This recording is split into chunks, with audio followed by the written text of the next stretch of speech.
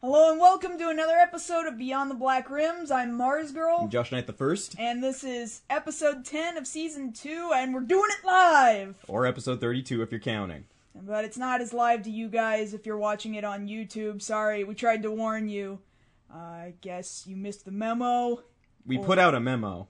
If you guys didn't get it, that's on you. That's because you didn't subscribe or something. I mean, shit. Some of these people just showed up and I didn't even have to tell them. Where have you been? I'm sorry. We shouldn't berate them. I'll quit antagonizing them. Yeah, that won't get us anywhere. So what's going on, Josh? What's going on? I can say that I finished, with the exception of one little detail, I finished my Bill costume for the zombie walk. Oh, Bill, Left 4 Dead? Yeah, Left 4 Dead Bill. I'm still working on a Zoe. Do you have any idea how difficult it is just to find off-brand black high tops? You know, honestly, I didn't think you would have such a hard time, and yet... No, because Walmart used to have them in crazy abundance. Yeah. Right? Like, oh, these are the kind that are gonna fall apart in like a week and a half once you put them on. Like, oh, all I'm gonna do is put them on here in the store and then walk outside and then suddenly the sole's gonna fall off. You know what? That's fine. If it only lasted that long, great. So the second I need a pair of those shoes... No, see, this nowhere to be found. This is the Murphy's Law rule of cosplay. If you see something at a store, at a Hobby Lobby, Walmart, Home Depot, what have you, and you just have barely enough money to get it, you get it right then when you see it. Because if you try to save your money and go back for it, it will not be there. Guaranteed. That happened with what, your Bill facial hair that you were looking for? Yeah, like, oddly enough, like, I kind of talked about it earlier on Twitter. Earlier this month, they started putting out the Halloween stuff, and lo and behold, right there by the entrance to Walmart, they were selling these $3, very simple Duck Dynasty beards that you could put on, and I'm like, oh, it's $3 and there's a whole stack of them. Like, these aren't supposed to be amazing costumes that we're making anyway. They're just supposed to last for getting into fights with people who don't know how not to bite you. Right, exactly. But point being, it would have worked perfectly for Bill, and I was like, well, it's only $3. I've got $3 in my pocket, but I kind of need it for lunch. You know what? Fine, I'll just hold off. Since that day, I have not found those $3 beards since. And the beards they do have now have jacked up to $10. What is up with that? How do you go from 3 to 10? $10. No, it is not worth $10. It's barely worth $1.50. But I will have to track this thing down before the next week is out, so that I'll have it ready for not this Sunday, but next Sunday. I still need those high tops. I'm real upset that they are friggin' nowhere. Well, we'll get you some. All right. At least we know we'll have an Ellis. Yeah, that'll be good. Left 3 Dead. Left 3 Dead. If we that's nice. Okay. Yeah. I guess that all having been said, something we should have mentioned at the top of the show, but we didn't. We are brought to you by the Southwest Animation and Gaming Expo, happening in January 2015. Here in San Antonio. Here in San Antonio, that we're actually helping to create and put on downtown. We'll have more details on it later on in the show, and we've been bringing it up pretty frequently each episode, so if you want to go back and listen to like the guest announcements, that's 2 episodes back.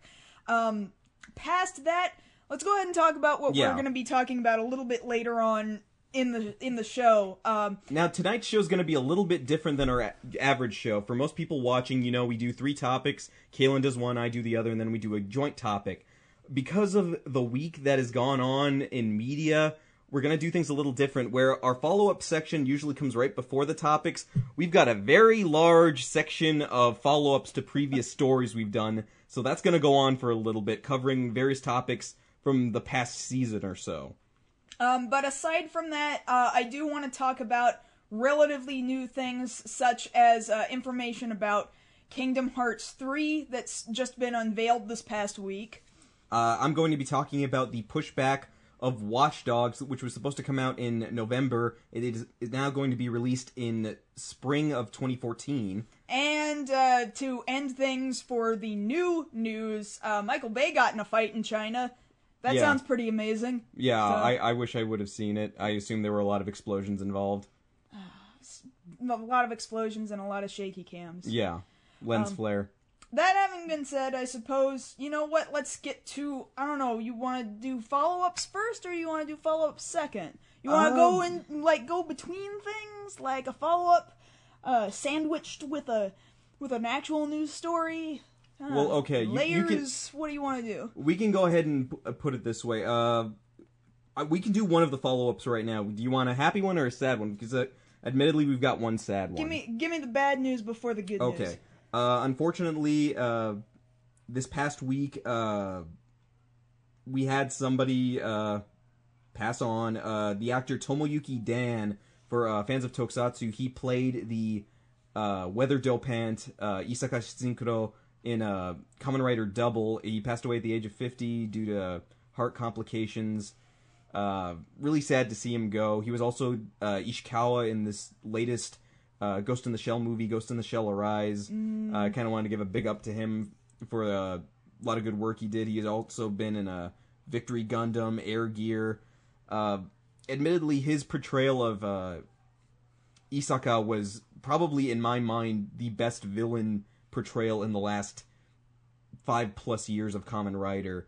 And thankfully, I have a copy of the PS3 game that came out where he managed to come back and reprise his role gracefully. What, and Bat Ride War? Yes, Bat Ride War for the PS3. If anybody wants to play it, there are cheaper copies now available on eBay from other people who played it and now don't want it anymore. Well, we should just continue the stream that you had done a while back. Admittedly, I'd gotten off it because we had so many other games come through, but yeah, I just wanted to make mention of that. You know, his acting will be missed.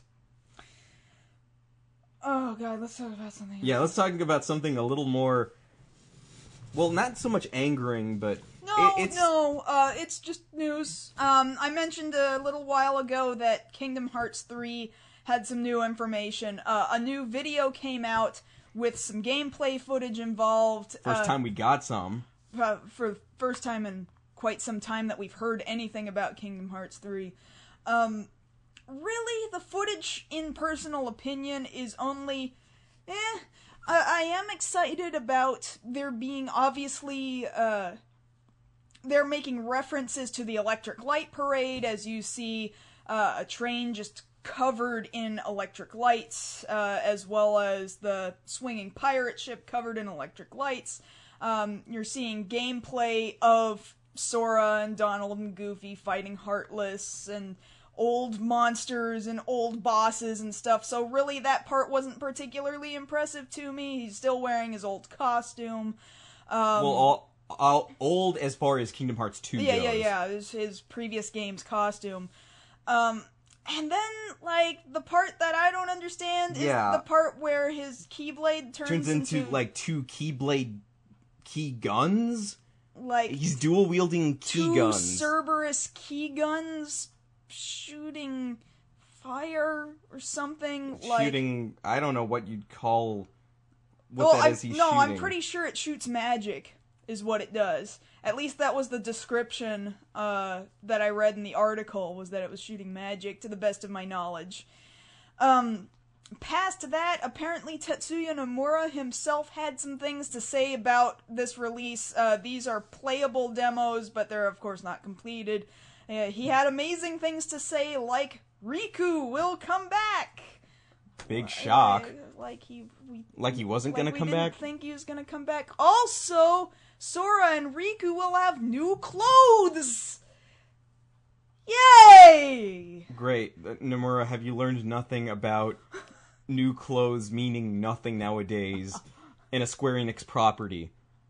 Just look at trailers for Lightning Returns. You know what's so great about Lightning Returns? What's so great about Lightning Returns? All the clothes! You can say the same thing about Final Fantasy XIII too. Like, you can dress Sarah up in lots and lots of clothes, and you can give all of the monsters cute little hats! That makes it a game! No, it doesn't. It makes it like Monster High or something. It has all the appeal of Monster High. I still don't really know what Monster High is. I just see it in Walmart a lot. Then you're better off. Okay. But point being, although he's saying, Nomura's saying that there's still going to be more details in another video that he'll do, that'll be coming out hopefully later on this month. So hopefully we will learn more than just Riku and Sora dressed differently in Kingdom Hearts 3. Like, see, this is the thing that worries me, but at the same time, it's not like I didn't see it coming. We get this minuscule amount of footage, it's only a minute and a half. We get this regurgitated news about, oh, okay, here's some stuff you can hope to expect, and it's like, no, we already expected it. Yeah. That's like saying, in this new game, you're going to have to push buttons. Well, really, the unveiling of Kingdom Hearts 3... This game will have music. Well, the initial unveiling of Kingdom Hearts 3 was like, here's some news, we're making Kingdom Hearts 3! And it was like, no, we expected that. Yeah. Like, thank you. Like, it was nice that you actually finally came out and said that you were doing it, but no, it was to be expected. Yeah. Give us more information that, we can actually latch on to, please. Give us plot, give us levels, give us something of substance. I realize that Kingdom Hearts has its own rabid fan base of people and junk and stuff, and they will eat it up, and they'll be like, ooh, Riku's coming back, and he's gonna be wearing different clothes, and they'll love it. They'll think that that's news. That's fine. And you know what? I loved Kingdom Hearts once to a point where I ate up every last little thing too, but I guess I just am so disillusioned at this point that I won't be excited until I hear something I've never heard before. Well, see, it gets down to that level of it's no different than, say, a tabloid newspaper, like the Star printing every week, oh, look what so-and-so was wearing. This is news. No, it's not. It means they put on different clothes. Okay, that means they more than likely bathed. Good. Thank God. Yeah, thank God. And, why do I care? Right. So Sora and Riku are wearing different clothes. Has time passed? Then it makes sense for them to be wearing something different. Thank you. Thank God. It's been a few years. I hope they're clothes. Yes. Some bigger pants and clown shoes and some wider shorts, please. Yes, some wider and shorts. Some floppier shoes. More zippers. More belts. And more Axe hair gel, hair glue for Sora. And some styling spritz for Riku. I mean, yes, that's fine. Let's not leave him out of this. And let's make sure that Organization 13 has enough really bizarre weapons to go around. And no, what would probably be the worst thing about it is that when we see, should we see, I don't know, I can't say one way or the other, but when we see Organization 13 pop up again, it's like, here they are in their new costumes, and it's like, the hell are you talking about? They look exactly the same. No, look closely. They've got 2 extra buttons on the lapel. Now cosplayers will be clamoring to make Kingdom Hearts 2 and Kingdom Hearts 3 versions. It's just the difference of a single button. Yeah. Why don't you just remove the buttons when you decide you want to cosplay as the other version? No, I must make 2 entirely separate sets of robes. But you're still going to wear your pajama version underneath, right? And then try and cosplay that in the masquerade? Yeah. Yeah. I'm sorry, this is no longer news. We have so many follow-ups, we should probably move on to that. Well, thankfully we have a follow-up to cover that one. Speaking of cosplay, wouldn't you know it, Sci-Fi ordered 6 more episodes of Heroes of Cosplay. No, why? If you guys didn't have enough with the first round... why? Here comes round 2. Just why?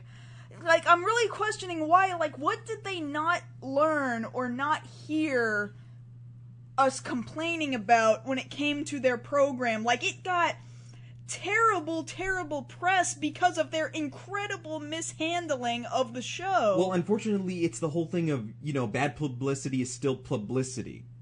And so, any publicity the show got means, well, somebody was watching, therefore, let's put more out there because someone was watching. Well, you know what? Unless I hear reports that it's any different, I'm not gonna be watching again. Well, see, I was suckered in enough the first time because I wrapped myself in and involved myself in all this nonsense. I'm sick of it. I don't want to put up with it anymore. Well, no, see, here's the problem I'm seeing. You're right. There was a ton of bad press because of the mishandling of things, specifically with that last convention that they were at. Well, it was bad enough that even before the show got started, they mishandled photographs from photographers who had watermarks on their photos. Yeah, and they like, cropped them out. One of them in didn't give particular, like I credit. said, was a friend of mine, a photographer here in Texas. And I was pissed for them, and of course, they were outraged over it as well. Mm-hmm. But here's the thing I'm wondering about. If there's already so much bad press for it, what convention is going to accept this crew of people when you come to them saying, hey, we'd like to film at your event and promote our show and film our show?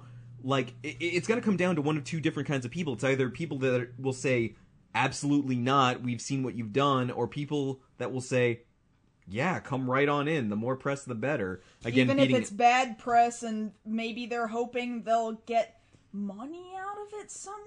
Like, maybe that is, like, the only way this particular con will get any sort of attention at all whatsoever. And if they don't do it, then no one will know they exist. That sounded like they would have to go to really tiny events, or they would have to go to events where they know that the staff is already really,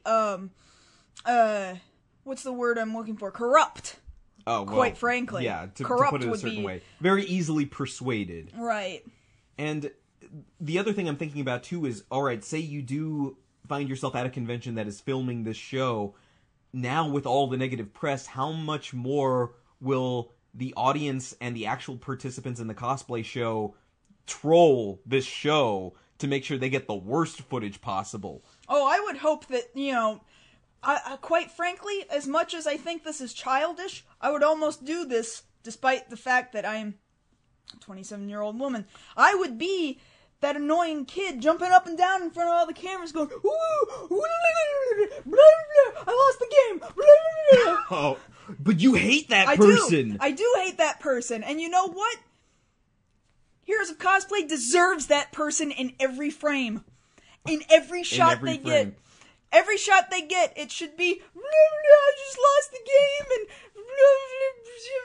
internet meme, lolcats, and yon cat, and lots of annoying... See, what I would think to do, based off the footage that they put up last time, and this is an interesting thing, just hear me out on this. If you notice watching if you saw this last season of Heroes of Cosplay, they interspliced a ton of footage from Anime Expo into every episode to make those conventions look bigger. And we knew it was Anime Expo because we were just there, standing in the LA Convention Center. Or sometimes, and I think I said this before when we were talking about it, like the first episode, they blatantly said, here they are at the convention in Oregon, and in that same shot where the narrator is saying that, it says Los Angeles Convention Center right behind them. Or Anime Expo right behind them. Right, so here's what I'm thinking. Because of that, if they manage to do that again, say they go back to Anime Expo this coming year to film some more B-roll footage, have somebody there in the lobby area with a sign that says, "This is LA," and try and get in the background of every shot that they're shooting. So that every time they try and splice in footage from another event... You always know. Like, here we are at the Las Vegas Costume Expo, and there's blatantly a guy in the background, photobombing, "This is L.A." That way they can't do it, and then you can see right through the facade. Mm-hmm. That's my 2 cents on it. I think somebody should do that. I'm not saying I'm going to do it, because I won't be able to go to Anime Expo. Basically what we're both coming to agreement on is that there needs to be photobombing in every possible shot that this crew makes.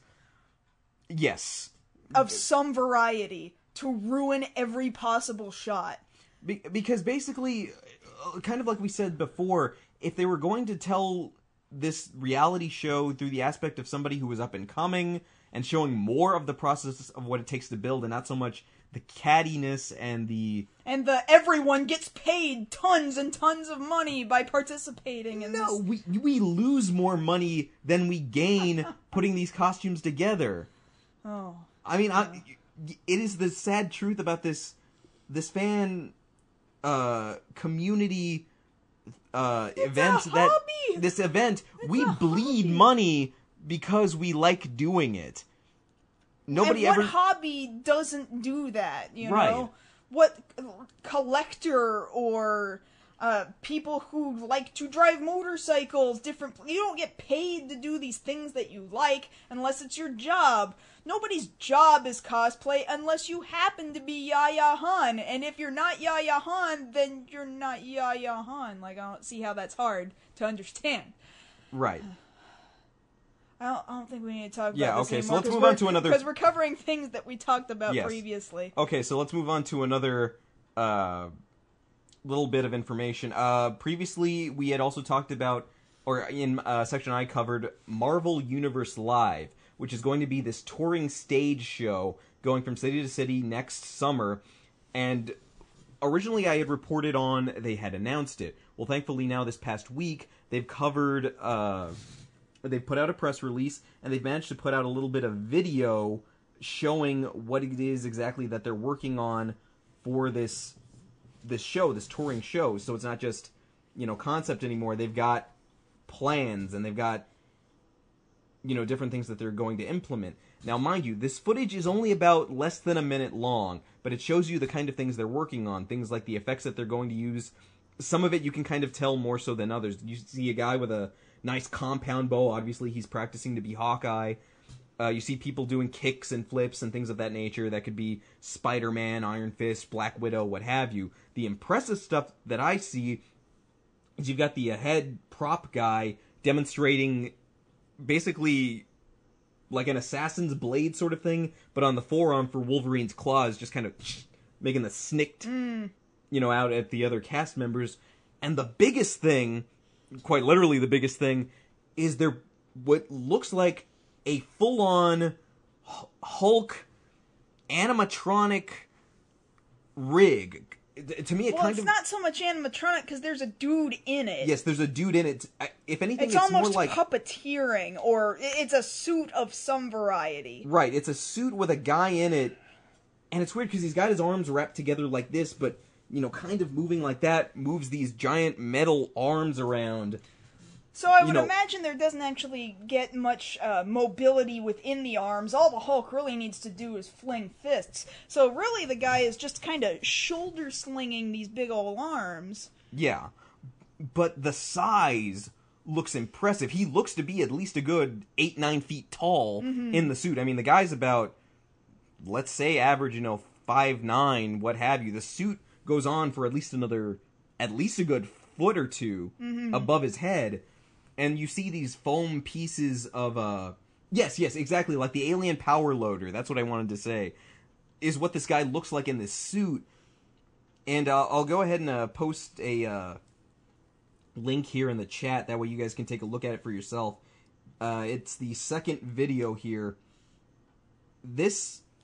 Honestly, this is better than I could have hoped for with, kind of the stuff I was talking about. Well, you better hope that it's good execution in narrative too. Otherwise, because I think you are far more of someone who will easily buy good visuals than I am. Admittedly so. The thing about it though is I'm more confident with these guys than I am with DC, because like we mentioned before, DC tried to launch one with just Batman, and most of those performances ended up getting canceled. And on average, Marvel is doing better with following through their plans than DC has been. Well, what about Marvel's last foray into Spider-Man on stage? Turn Off the Dark? Turn Off the Dark, Turn Off the Dark, ever since they switched, they got rid of Julie Taymor and, rewrote the script, it's managed to finally start turning a profit. Okay. Thankfully I did some reading on that for class this past week. Turning a profit, but does that actually mean it's a good show? It's a better show now. The original show threw in all of these different aspects that didn't quite match up. They messed with Uncle Ben's death. They still do in the current iteration of the story, but it's not nearly as off as it was in the first run-through, where Uncle Ben got hit by a car and that's why he died. Well, that takes out any sort of reason for Peter to... Yeah. Unless Peter's just like, I'm gonna get that license plate number. Ugh, yeah, but... And they lessened the role of the spider god Arachne, this character they invented for the show, and they very much either, I'm not sure off the top of my head, they either got rid of the geek chorus or shortened them to about yay much in the show. And a lot of people were calling that offensive, basically, the addition of the Geek Chorus in general.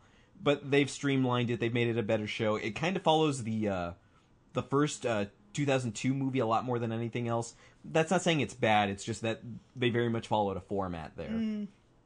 But I'm looking forward to this. As soon as I see... Well, it doesn't have nearly as much bad press as that Spider-Man did right off the bat. So, well, yeah, they were... Hopefully they're going in the right direction. They were direction ambitious, and they wanted to do something that nobody had ever seen before. Thankfully here, they're working with, again, the best guys they can get as far as stunts go.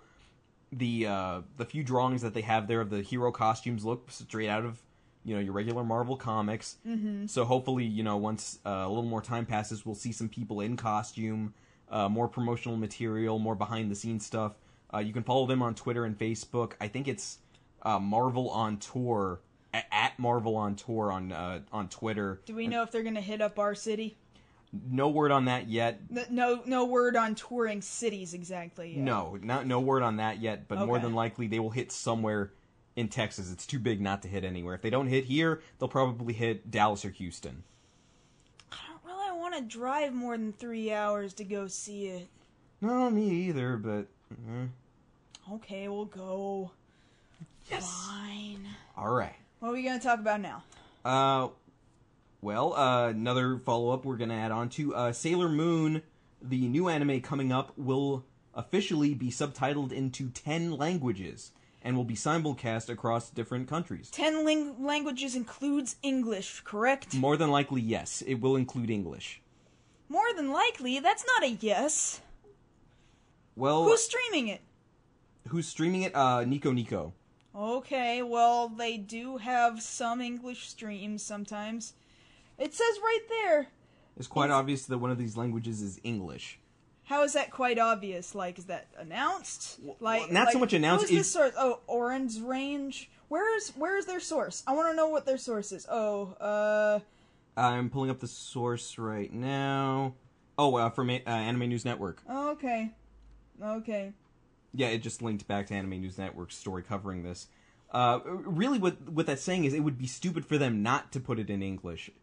Sailor Moon has such a huge following over here. They also have a huge German following, but, I don't hear about the German so much. I hear quite often about the German and the Italian dub. No, I know about the Italians have a big The love for them. Italians and the Germans actually have some really catchy opening musical sequences that don't use Moonlight Densetsu as the base opening.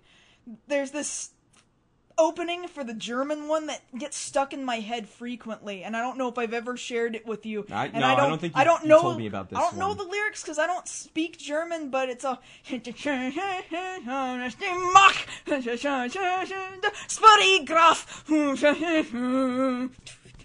Who Sailor Moon. It gets stuck in my head quite frequently, actually.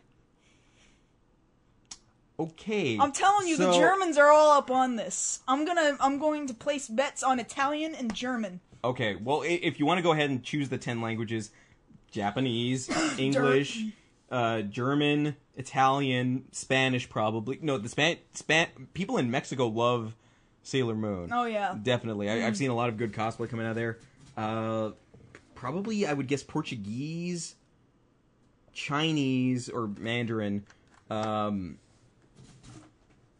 Korean. Likely Korean, yeah. I guess, does that cover Thailand? Well, no, because Thai, it's its own thing, right? Thai is its own language. Thai is its own language, Then I'll but give Thai. Taiwan speaks... Oh, and French, yeah. Why wouldn't I think of French? Speaks Chinese. Okay, so yeah, there's your 10 languages right there, all your major markets. Sailor Moon will take over the globe again. We just guessed at those languages. I want to Yes. remind you. We just totally threw out guesses. If we happen to be right on all 10 of those languages, each of you watching this owes us a Coke. I don't drink Coke. Don't You listen owe to her a him. Mountain Dew. All right, that's fine. I mean, I don't like to drink soda all that frequently, but tonight I did drink a Mountain Dew. So there you have it. In conjunction with that, thanks to one of our friends here in the stream, we actually did get to watch all of the Sailor Moon musical There La were plenty of links. Reconquista. La Reconquista. There were links all over the place. So we're not going to tell you where to find them. It's just it was pretty easy to find it. I found it through Tumblr. Yeah, if you just search It's not difficult to figure out where it is. It's really not. Let me Google this for you. So I don't want to really review it, but just real quick, it was I was disappointed.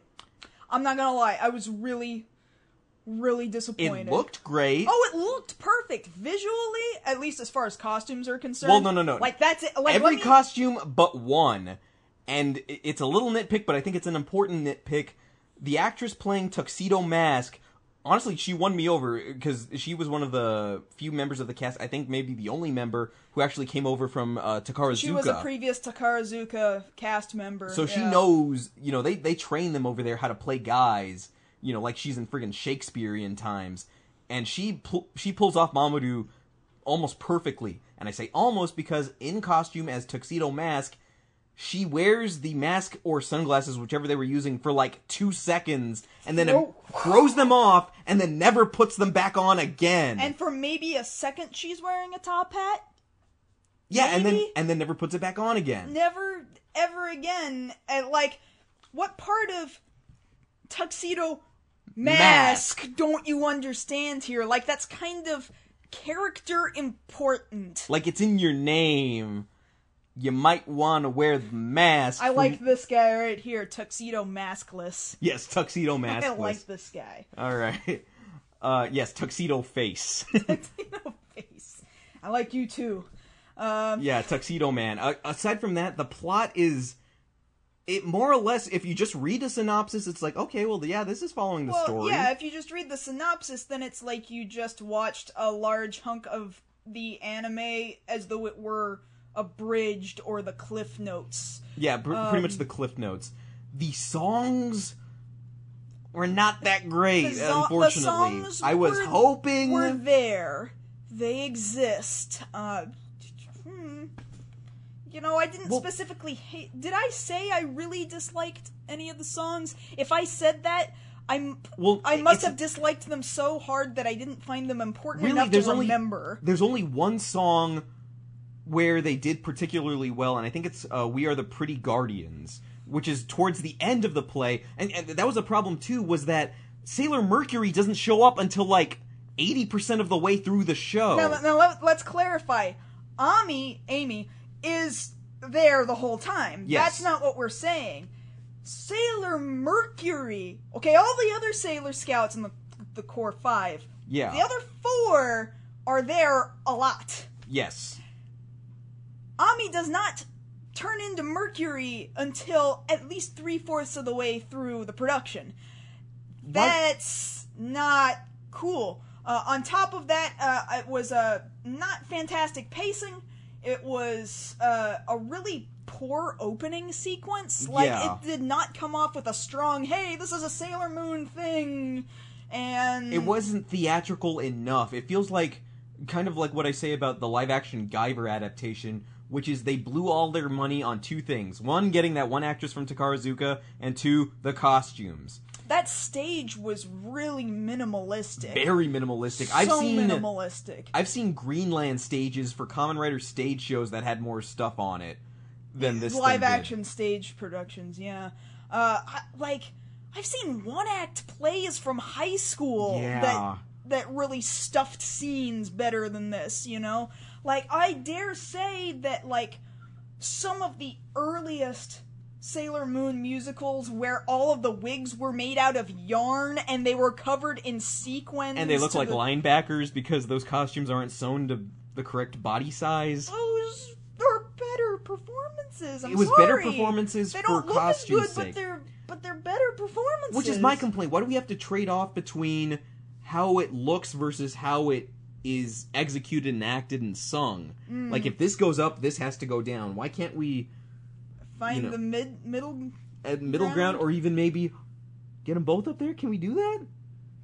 Can you do that? Well, maybe they blew all their money on whatever that pop group is doing a cover version of Moonlight Densetsu, the most popular Clover Z or whatever their name is. They're apparently more popular than AKB48, but I had never heard of them until I just realized that they sung this new cover of Moonlight Densetsu. So I guess I'm just not young and cool and hip enough to Japanese pop culture. I'm like no, losing my touch. You're about the right age. There's nothing wrong with that. You're just not I just don't single care. and lonely and Japanese enough to care about that band. Okay. I think that's a fair wouldn't call assessment. them a band. Or let me okay, just- group. Organization. Yes. Okay, so that's pretty much that. Moving on to our next subject. This is gonna piss you off. So we kind of talked a little bit about Jurassic World. I don't want to have this discussion. No, we're having this discussion. I don't want to have this discussion. The fourth entrant into the Jurassic Park movies. What? There was some casting made. Pretty much Bryce Dallas Howard, who played Gwen Stacy in Spider-Man 3, has more or less signed on to be in the movie. But officially, 2 other actors have signed on. The first of which is the annoying kid from Iron Man 3. No. Kids in Jurassic World. And the other kid... Yeah, they're both kids. And the other kid will be playing that kid's older brother. We're gonna have brothers. Kid brothers. No. In Jurassic World. No. Like, okay. Let me put this to you. Let me explain you a thing. Okay, explain me a thing. I'm gonna explain you a thing. Okay. Jurassic Park, okay, it has kids. And you know what? I tolerated them. For the sake of a better movie surrounding them with good characters. Because I think they're almost entirely all good characters. Like, even the slimy lawyer. Mm-hmm. Like, I think he was a good character. I don't think he was a good person. But I think he was a good character. Now, Jurassic Park 3. This kid, by himself, survived on this island. And he was the super special awesome one. Who was able to take care of himself while his parents were running around like chickens with their heads cut off. In Jurassic Park 2. Gymnastics. Okay, I'll give you that. Gymnastics. Worst part of Jurassic Park 3. Gymnastics. I mean, worst part of The Lost World, admittedly. There's no argument there. Gymnastics defeated a velociraptor, okay? You understand, like the kids became increasingly ludicrous in the following 2 movies after the first Jurassic... Because in the first Jurassic Park movie, the kids were just being very normal kids who were kind of excited about dinosaurs. And they were very childlike in nature. Mm-hmm. Now, in most movies where I feel like a dangerous thing is going to happen, I feel like kids getting in there just kind of muck things up, because you know what? They usually do. Mm-hmm. And that's why I get irritated to begin with. Right. But then when they do ludicrous things, mm-hmm. and when we know that that Jurassic World will be ludicrous because more than likely they get off the island. Dinosaurs will be all over the world. This is going to be terrible! This is not going to be good! On a personal note, you're talking to a guy who's willing to try and accept a guy wearing fruit armor fighting monsters. No, I can't accept gymnastics beating a velociraptor. Much less will I accept 2 kids with probably Bryce Dallas Howard as their mother have anything to do with the solution to dealing with these dinosaurs. Because, like, I guess it's unfair to say, I pretty much see that kid as the kid from Iron Man 3. He's probably going to play that same type of kid. You know, the smart aleck kid they write into... yeah, kind of not fun to be around. Because I'll ask you this much. How much difference is there between that role that he played in Iron Man 3 and the kid from Real Steel? Can you tell the difference in your head? You know what? That's another thing. I thought I was going to go in there and like Real Steel too, and then it became about the kid and not about the dad really was kind of... It turned out to be more of a father-son bonding thing than the trailers were selling me. And I got really, really mad because it wasn't what I thought it was going to be. Because they sell you on one thing and then they add something else. Kind of like what happened to Beyond Two Souls. They sell you paranormal, but then they slide in a bit of Call of Duty Ghost in there as well. It's like, no, that's not what I ordered. No. I want what I ordered. I want robots fighting robots. I don't want Wolverine loving his son. That's why I loved... Yes, for bringing it up, that's why I like Pacific Rim. Because Pacific Rim sold me monsters versus robots. What did it deliver? Monsters versus robots. I'm happy. Yeah, you remember when we went to see Ninja Assassin? Yeah, I remember when we went to go see Ninja Assassin. You remember what we said about that? Like Ninja Assassin, we only expected... ninjas? And an assassination. They delivered that within the first 5 minutes, and I was happy. And there was lots of that going on. Actually, I think, didn't we do a head count when we were watching it of how many assassinations, or what the kill count was? We were doing that much like we counted how many broken bones there were in, what is, The Protector? The Protector, yeah. Or, as I like to call it, Give Me Back My Elephant. Great movie, by the way. This is not about Jurassic World anymore. Yeah, so more than likely Jurassic World's gonna suck. I'm gonna go ahead and move on to the bigger topic for right now for me, which was a bit of a, not so much weird news when I really think about it, but an announcement was made earlier this week about a game coming out next month, Watch Dogs, that a lot of people have been, hoping for, looking forward to this game. Not coming out next month anymore! Nope. Watch Dogs was officially delayed until sometime in spring 2004. And that's vague. It's vague. That's very sudden when it's just about to come out. A little over a month. Now, the people at Ubisoft pretty much said, and I'm paraphrasing, of course, that they wanted to commit themselves to putting out a quality product, and if they thought that there was more that they could do with the game to tweak something here or there to make it a better game, then they're going to do it, and that's why they're saying they're taking this extra time and pushing it back to the spring. Most companies will say that when they have pushbacks. Me, however, I'm skeptical. Because, like we're saying, it's only a little over a month before the original launch date. Things seem to be going along pretty smoothly for them. Why would they push back now? That would have to be like, all of a sudden they figured out that if they do something really simple, it will break the entire game. Like, they didn't figure this out. Oh, did I say 2004? I meant 2014. 2014. I'm sorry. I do that sometimes. But yes. I didn't even notice. Yeah. No, like, it would have to be something so startlingly game-breaking that they discovered, or it would have to be like, oh, we just realized that half the game isn't there! Like... But it would have to be really big, and how did they miss that? Otherwise... Well, here's the thing I'm taking into consideration. Personally, what I think it is that they don't want to put up with the competition right now. Right now, as far as gaming goes, it's kind of a full ride right now. We've got a lot of things to deal with. People are still playing GTA 5. We're just about to have Arkham Origins come out. And then Ubisoft's already got Assassin's Creed Black Flag coming out at the end of the month already. And all of those are drawing parallels to how things would be in Watch Dogs. Like, what would differentiate Watch Dogs from all these other games, considering that, one of these, Assassin's Creed is made by the same guys.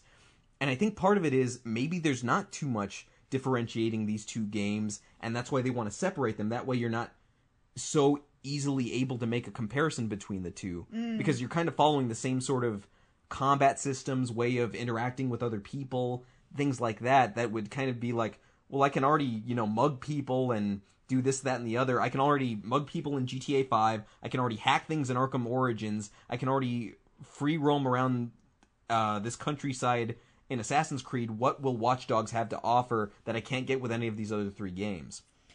Well, at the same time, though, how many of those other games were going to be launch titles for the Xbox One or the PlayStation 4? Like, you would have almost bought one of those two consoles for this game. Admittedly, I wasn't sure what console I was going to get it for. More than likely PS3.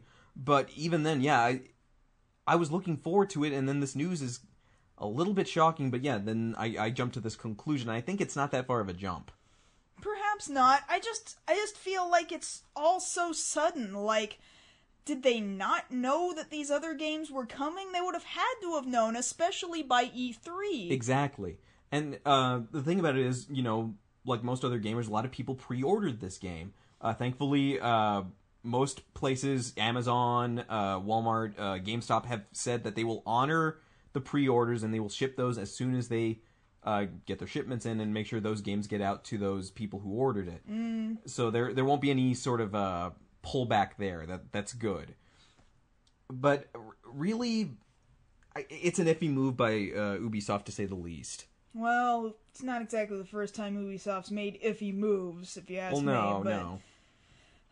I don't know. Now I don't really know if there is anything for either new-gen console about to launch that I particularly care to reach out and grab for immediately. Yeah, I mean, if I have to wait, I'll wait. That's not a problem, but it also means... I usually don't buy consoles on launch day. I think the only one I did was the Wii, and I've... Right. gotten some use out of the Wii. I still don't have a Wii U, if that says anything about new console launches. So, I still don't have a Vita. I don't know that I need one. I don't think you need one. I don't think I need one. Was there anything else that we needed to talk about right away? There was only one small little bit of news. That's right. Apparently, this weekend in LA, they will be filming the first scenes, not necessarily the first scenes in the movie, but I guess in shooting order for... Not sequentially. For Superman versus Batman. That's not the official title, but that's just the title everyone's going with right now. They'll be filming at the East Los Angeles College campus. During their halftime show, people are going to be given shirts of presumably one of the different teams, maybe Gotham or Metropolis, and they'll film a couple of scenes there during halftime, and then that'll be it. And really, this doesn't say too much as far as, you know, what we can expect in the movie. I just know, you know, based off, you know, the movies we've seen before, between Man of Steel and Dark Knight Rises, the last time a football scene was shot for a Batman movie, a lot of people died.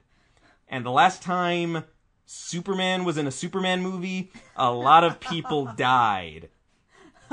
So the only thing I can think is that those people in the stands don't have a very long life expectancy. I'm guessing they're getting red shirts when this filming rolls. Well, I have to admit, whether or not people are actually going to die, it probably doesn't make the viewer... It probably won't sit very well with the viewer, like, oh, this is a big stadium.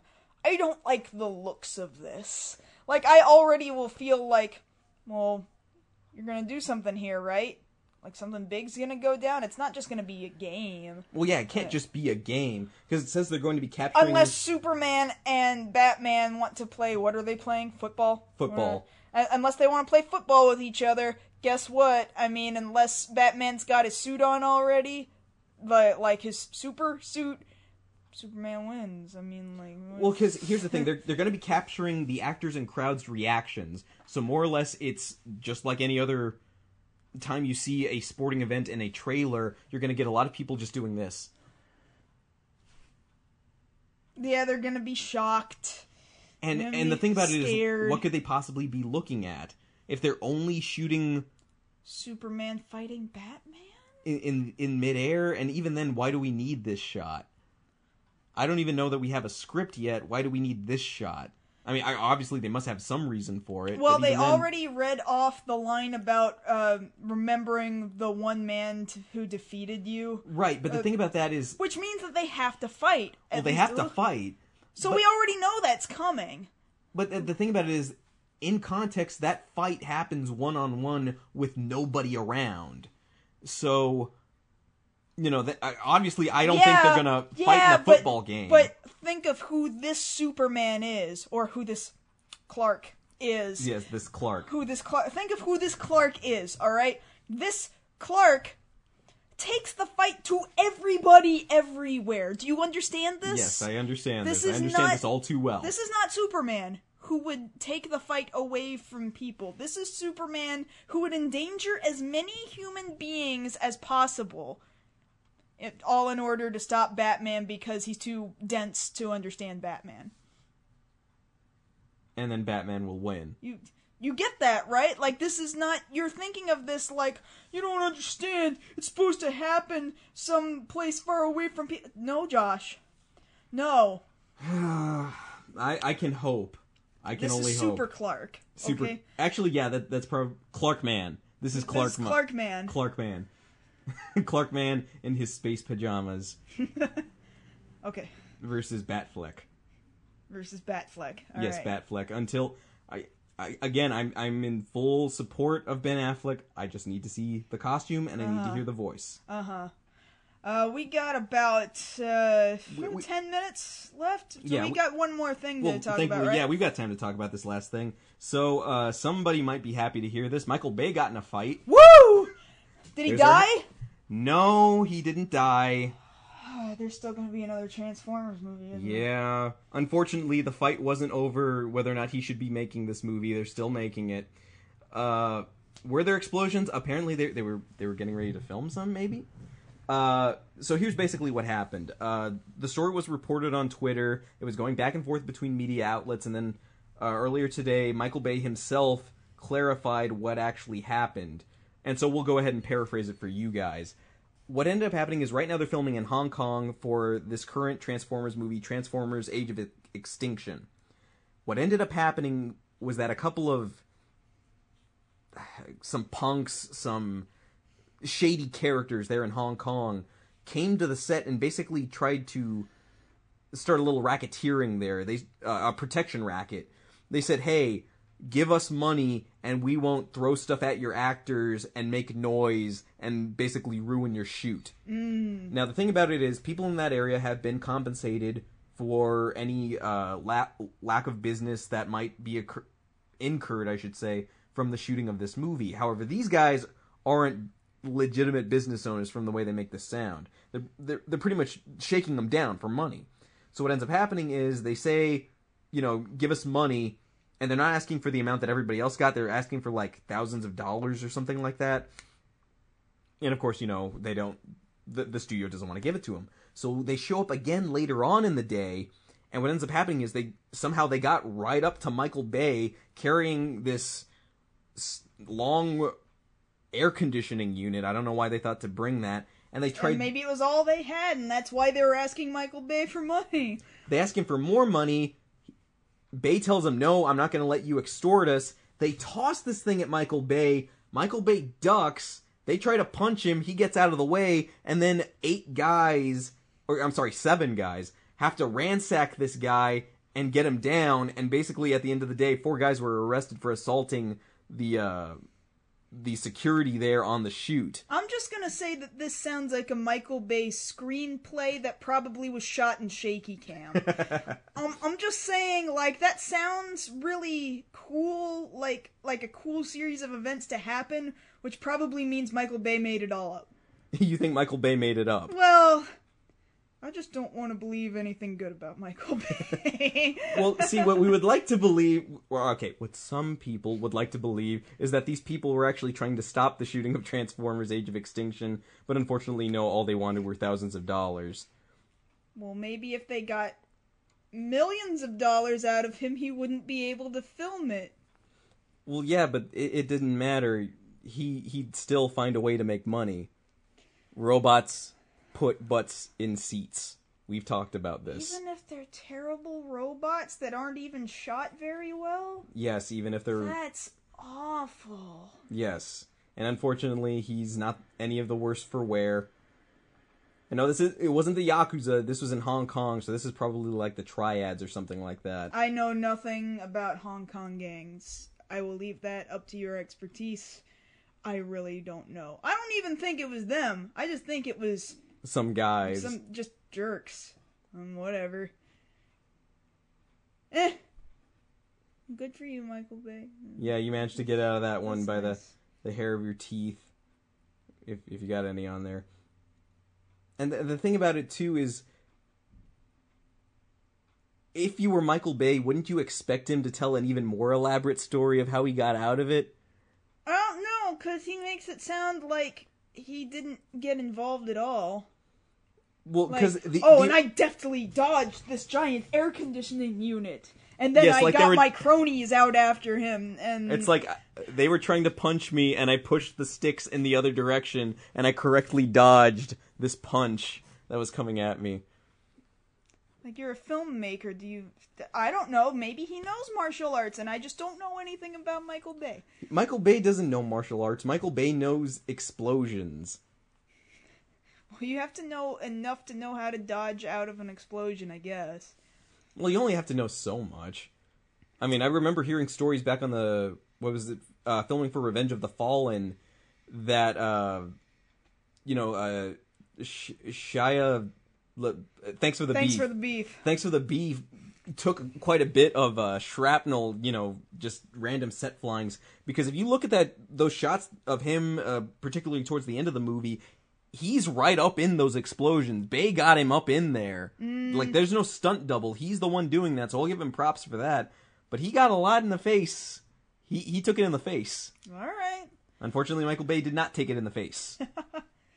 Maybe one day, but today is not that day. All right, we really got to wrap up. Yeah. I do want to leave off, once again, by bringing up that we are, in fact...